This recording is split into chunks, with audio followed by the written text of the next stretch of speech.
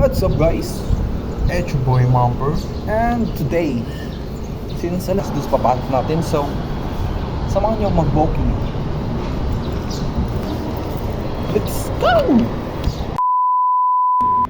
Hey you! What's up guys? Today, since may narinig ko sa amin na may paligan, no? Let's do a operation pa kondisyon, syempre. Para makipagsabayan pa rin tayo kahit hindi na natin medyo napa-priority yung basketball. So, gawin pa rin natin yung best natin para makasabay sa mga batak mag-basketball, no?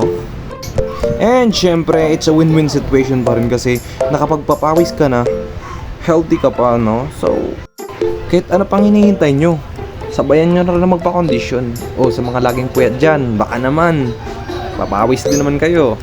Joke lang. Number 1 din pala ako dun sa palaging puyat. Pero babawi tayo sa condition, no? Syempre, healthy life, good life. So, di ba? It's a win-win situation. Kaya let's take care ourselves kahit na bata pa tayo, no? Syempre naman, dun pa tayo magsisisi pag matanda na tayo, hindi natin naalagaan yung katawan natin, no? And syempre, let's flex the nature of Mandala.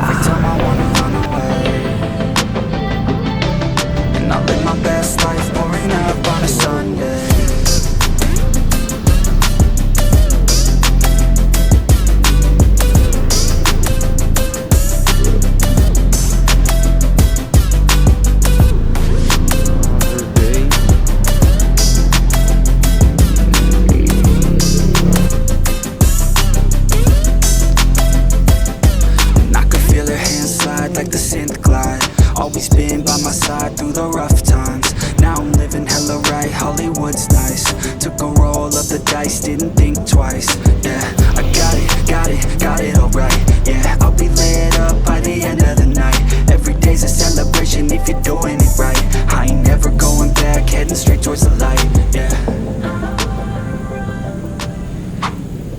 Okay, let's talk about health, no?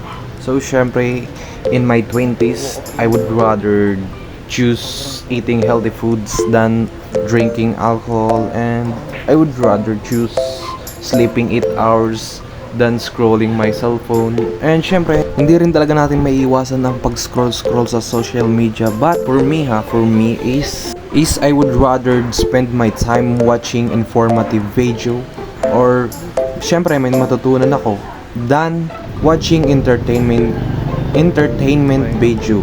So wait lang, pahinga muna pala ako kasi mahigit 1.5 oras din pala ako naglalakad niyan. So yung iba hindi ko na medyo na videoan kasi wala talaga sa plano na gumawa ka ng content. But syempre, trabaho na natin to. So let's do the work. So yun. Okay, balik tayo sa topic natin na social media, no?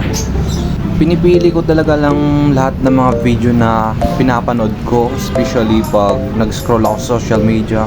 Pag tingin ko is hindi siya informative, so scroll up. And syempre punta tayo sa mga video na may matutunan tayo, no? So yun lang yung tips ko sa inyo. Kahit hindi pa naman ako successful, pero soon magiging successful din tayo, no? Tuloy-tuloy lang tayo guys sa mga bagay na gusto natin gawin para sa susunod hindi na natin pagsisihan yung mga bagay na hindi natin nagawa nung tayo bata pa, no? So ngayon dapat yung mga gusto natin gawin na natin, di ba?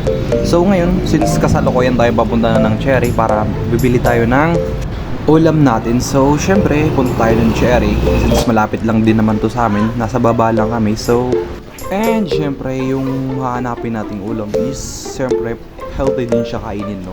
So pero bago yan, outfit check muna. And syempre, nauna pa natin paghanap yung steak kaysa sa San Marino Fortuna, no? Kaya yun, madala tuloy siya.